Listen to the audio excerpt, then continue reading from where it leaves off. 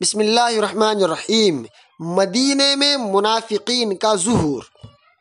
منافق اس شخص کو کہتے ہیں جو زبان سے خود کو مسلمان یعنی ایمان والا ظاہر کرے مگر دل میں کفر چھپائے رکھے۔ مکہ مکرمہ میں منافقین نہیں تھے۔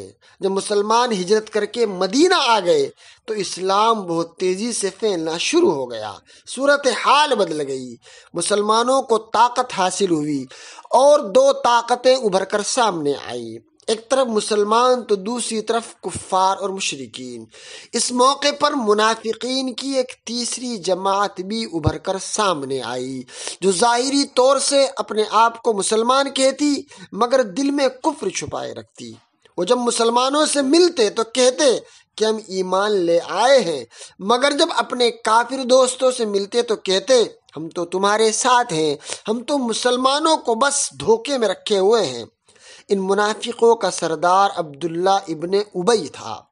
حضور صلی اللہ علیہ وسلم کے مدینہ آنے سے پہلے اس کو مدینے کا بادشاہ بنایا جانا طے تھا، مگر حضور صلی اللہ علیہ وسلم کے مدینہ آنے کی وجہ سے تمام اہل مدینہ حضور صلی اللہ علیہ وسلم کو اپنا رسول اور سردار مان چکے تھے، اس لیے اس کی تمام امیدوں پر پانی پھر گیا۔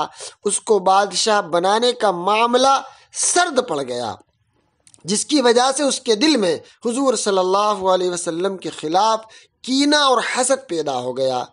آپ صلی اللہ علیہ وسلم اس کی دلی دشمنی اور حسد کو جاننے کے باوجود اس سے اچھے اخلاق سے پیش آتے تھے، جس کا نتیجہ یہ نکلا کہ اس کا بیٹا عبداللہ ابن ابی سچا اور پکا مسلمان ہوا اور حضور صلی اللہ علیہ وسلم کے صحابہ میں ان کا شمار ہوا۔